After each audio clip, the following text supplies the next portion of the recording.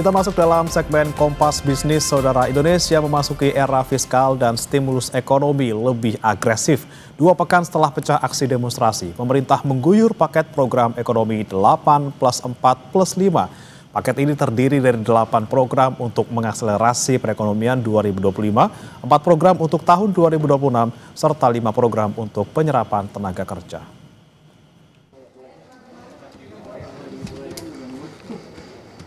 Mesin ekonomi pemerintah mulai diputar lebih keras dengan cara dan gaya baru. Kementerian Keuangan memastikan sudah mengguyur 200 triliun rupiah dana yang ada di Bank Indonesia ke sistem perbankan milik negara. Ini menjadi satu gebrakan pertama Menteri Keuangan Purbaya Yudi Sadewa. 200T hari Jumat sudah masuk ke perbankan. Uangnya udah nongkrong di sana. Sekarang saya duga para dirut bank pusing mau nyalurin kemana. Tapi saya pikir dengan cara itu paling enggak kalau mereka belum bisa nyalurin karena mereka punya uang lebih, dia nggak akan perang bunga lagi, bunga akan cenderung turun, itu akan berdampak ke ekonomi dengan itu sendiri ya. Bisa bunga pinjaman turun, bisa juga bunga deposit turun, yang jelas cost of money turun. Jadi yang punya uang nggak ragu untuk belanjain, yang mau pinjam ke bank nggak ragu untuk pinjam. Untuk alokasinya sebetulnya niat saya adalah suka-suka banknya. Tapi kalau banknya agak bingung, nanti ada guidance di mana mereka bisa memanfaatkan uang itu untuk membantu program-program unggulan pemerintah. Jadi win-win solution ya. Jadi kalau mereka bisa pakai saluran ya salurin, kalau nggak bisa ya ke situ. Jadi hampir pasti ekonomi akan berjalan lebih cepat. Setelah 6 bulan, saya udah hitung, ini pertanyaan banyak orang, apakah setelah 6 bulan akan ditarik oleh pemerintah. Saya bisa hitung bahwa biasanya uang pemerintah yang disimpan di bank sentral itu lebih di atas itu. Jadi kalau 200 triliun aja tidak akan mengganggu kondisi saya. Dalam pengertian saya tidak harus terpaksa menarik dari perbankan kalau kepepet. Tidak hanya memasukkan likuiditas ke sistem keuangan, pemerintah juga ngebut dengan jamu pertumbuhan ekonomi. 2 pekan setelah rentetan gejolak demonstrasi tuntutan 17+8, kemudian 7 desakan Aliansi Ekonom Indonesia, pemerintah merespons juga dengan angka. 15 September 2025, 17 paket atau 8+4+5 stimulus diluncurkan. Pertama, 8 program akselerasi terdiri dari magang, perluasan PPh 21 ditanggung pemerintah, bantuan pangan, diskon iuran BPJS Jam Sostek, program perumahan, padat karya, percepatan deregulasi, dan program perkotaan. Kedua, stimulus ekonomi lewat 4 program yang berlanjut di 2026.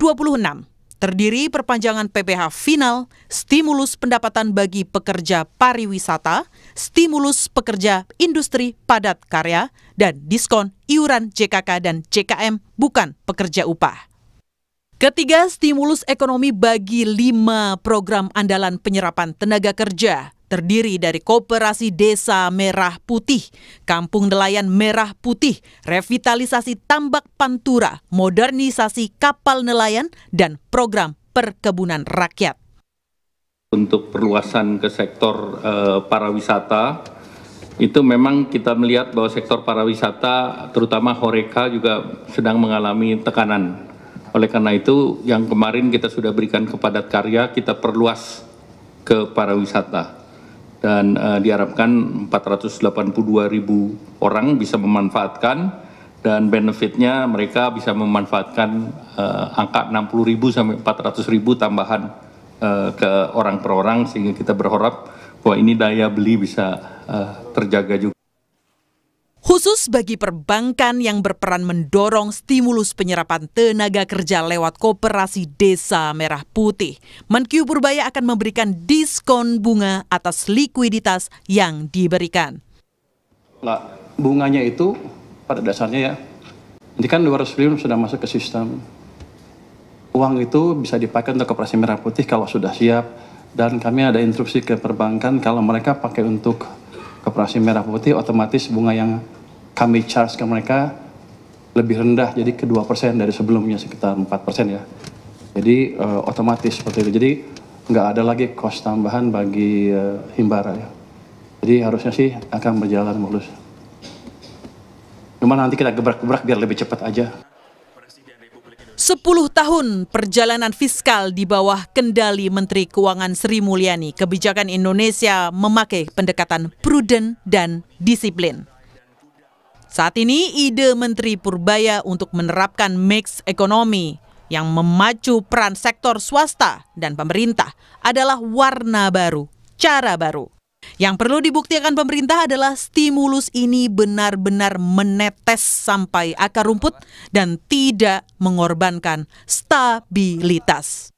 Dia Megasari Anjaya, Tim Liputan, Kompas TV. Lalu perlu berapa waktu lama transmisi kebijakan pemerintah 8+4+5 ini bisa menetes sampai ke akar rumput? Kami akan tanyakan kepada ekonom Universitas Paramadina Wijayanto Samirin. Selamat pagi Pak Wijayanto. Pak Wijayanto, bisa dengar suara kami Pak? Halo. Audionya? Ya, Pak Wijayanto. Audionya bisa dibuka Pak? Silakan, saya belum bisa dengar.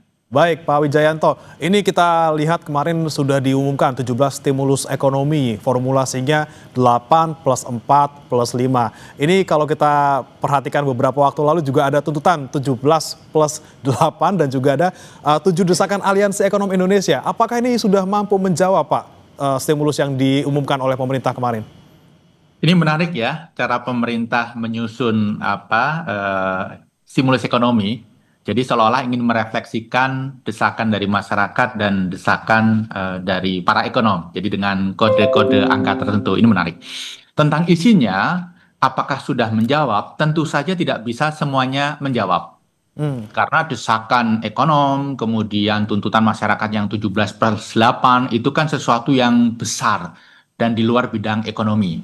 Tetapi perlu saya garis bawahi untuk yang terkait dengan ekonomi, beberapa sudah coba direspon, walaupun masih sangat minimal. Misalnya, yang 17+8, reformasi pajak yang adil. Ini ada beberapa diskon pajak, saya rasa ini sangat membantu masyarakat golongan menengah bawah secara ekonomi. Kemudian juga meninjau ulang kebijakan sektor ekonomi dan ketenagakerjaan.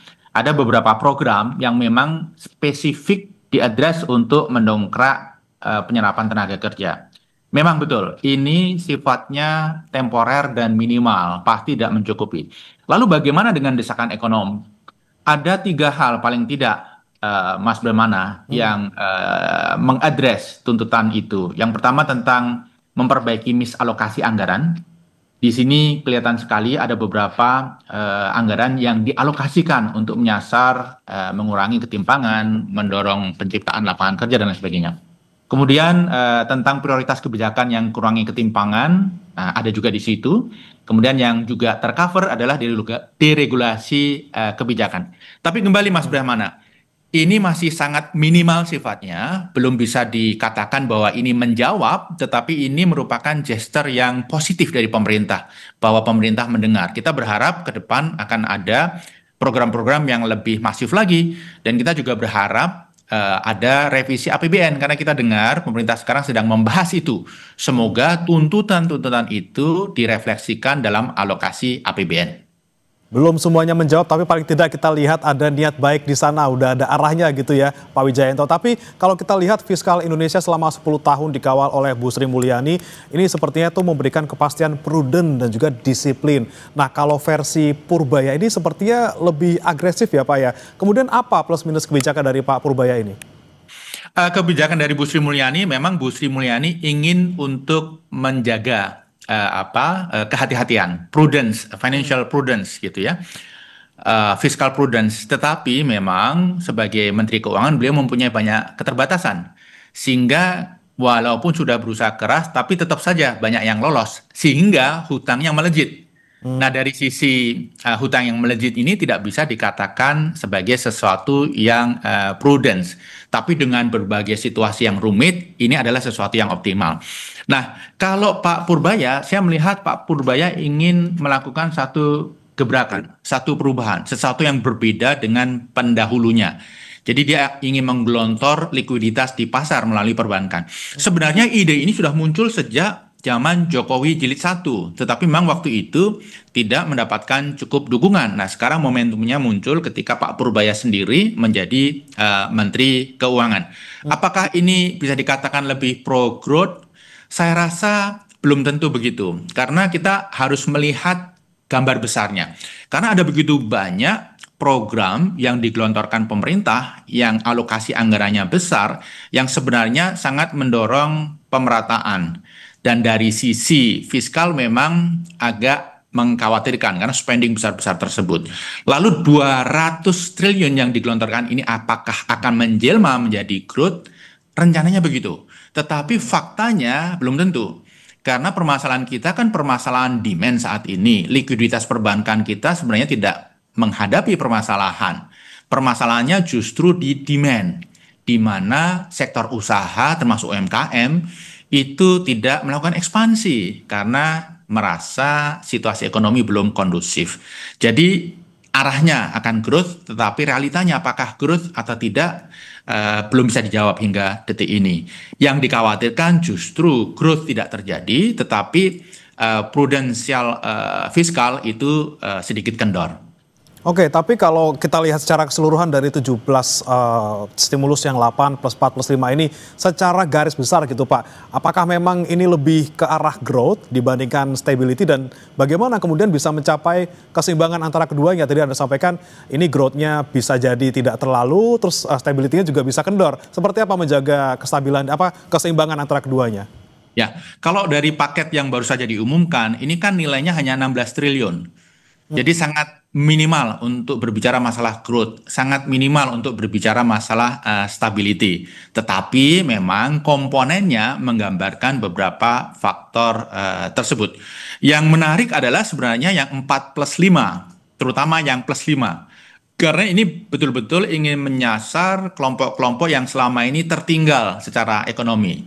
Mereka yang bergerak di bidang fishery, perikanan, nelayan, kemudian pertanian, mendapatkan alokasi perhatian yang luar biasa. Tapi kembali, apa yang disampaikan di situ kan masih garis besar. Kita belum lihat detailnya.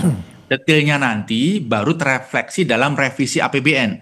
Kita berharap dari 17 ini kemudian dilanjutkan menjadi lebih konkret dalam bentuk alokasi APBN. Karena alokasi APBN itu menggambarkan keberpihakan politik pemerintah yang sedang memimpin. Nah ini dia, kemudian political will di sana bermain untuk menjawab stimulus ini, tapi Pak Wijayanto kita akan bahas usai jeda berikut. Saudara tetap bersama kami di Kompas Bisnis, kami akan kembali. Kembali di Kompas Bisnis, saudara, kita masih membahas terkait dengan stimulus baru yang digelontorkan pemerintah untuk tahun ini dan juga tahun depan. Masih bergabung bersama kami ekonom Universitas Paramadina Wijayanto Samirin. Pak Wijayanto, kita lanjutkan kembali tadi terkait dengan stimulus yang ada 17 ini. Tentunya kita butuh dukungan politik di sana. Kira-kira siapa saja nih Pak yang perlu berubah dan juga apa bentuk dukungan political will ini? Ya, 17 hal ini kan melibatkan hampir seluruh kementerian. Jadi perlu kerja bersama, kerja keras dari seluruh kementerian untuk mewujudkan ini. Nah, political will yang diharapkan tentunya dari pimpinan tertinggi, dari Pak Presiden. Karena hanya dengan dukungan beliau ini bisa jalan dengan baik. Nah, mumpung ini sedang dalam proses revisi APBN, saya juga ingin menyampaikan permasalahan utama yang kita hadapi saat ini, fiskal kita saat ini adalah ada begitu banyak pengeluaran-pengeluaran masif. Sehingga membuat pengeluaran lain tidak mendapatkan tempat. Sehingga fiscal space-nya terbatas. Sehingga perlu berbagai manuver yang sebenarnya menimbulkan permasalahan-permasalahan baru. Misalnya burden sharing, kemudian gelontoran likuiditas 200 triliun dan lain sebagainya.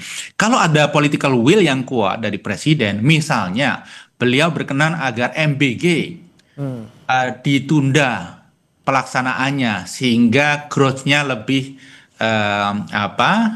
sustainable.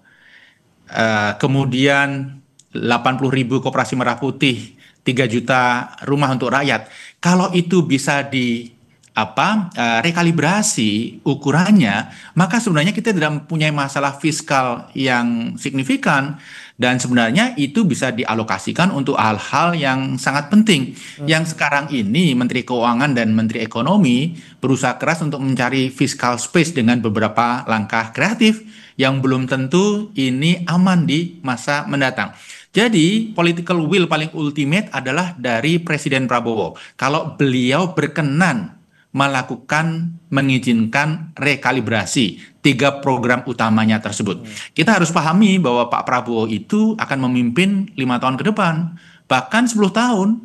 Sehingga menurut saya tidak ada urgensinya untuk digeber di awal kalau ini menimbulkan masalah di tempat lain. Justru masalah-masalah yang kadang-kadang relatif besar dan dirasakan oleh masyarakat. Kalau ditanya political will, ya political will dari para menteri, tapi ultimate political will dari presiden melalui beberapa hal yang tadi saya sudah sampaikan. Oke, utamanya dari Pak Presiden, kemudian baru diikuti oleh menteri-menteri di bawahnya bagaimana bekerja sama gitu ya. Tapi kemudian yang jadi pertanyaan juga Pak Wijayanto, ini seberapa lama sih proses transmisi berbagai stimulus ini bisa menetes sampai ke akar rumput? Mana sih kebijakan yang paling cepat menggerakkan ekonomi? Kalau dari 17 stimulus itu kemungkinan besar semuanya akan langsung menetes karena sifatnya diterima langsung oleh masyarakat. Misalnya potongan pajak, insentif pajak, itu kan ketika melakukan transaksi langsung terasa dampaknya. Belum lagi misalnya program terkait padat karya. Proyek-proyek padat karya yang didorong oleh Kementerian PUPR, Kementerian Perhubungan. Ini dampaknya langsung karena sifatnya padat karya, perbaikan rumah, perbaikan jalan, perbaikan irigasi, maka tidak perlu tender, tidak perlu izin. Langsung bisa seketika digelontorkan, menciptakan lapangan kerja, menciptakan daya beli. Kemudian yang lain juga misalnya perbaikan pemukiman yang dilakukan di Pemprov DKI. Ini berbeda dengan membangun rumah baru, berbeda dengan 3 juta rumah rakyat yang perlu visibility study, proses kredit, pembangunan, perizinan, mungkin timeline-nya 1 tahun. Kalau renovasi rumahnya sudah ada, begitu digelontorkan dana, pekerjaan tercipta, kemudian ada perputaran ekonomi, kemudian ada peningkatan produktivitas. Nah, dari 2 program ini, Mas Bremana, yang padat karya, tunai, kemudian perbaikan pemukiman, ini bukan konsumtif sifatnya, tapi ini sesuatu yang meningkatkan produktivitas. Jadi sudah menstimulus ekonomi, menciptakan lapangan kerja, dan meningkatkan produktivitas. Nah, ke depan ketika pemerintah mempunyai ide untuk memberikan stimulus ekonomi, hal-hal seperti ini yang sebenarnya menurut saya perlu dikedepankan dan perlu menjadi prioritas. Karena ini tidak hanya sifatnya konsumsi yang begitu diberikan hilang.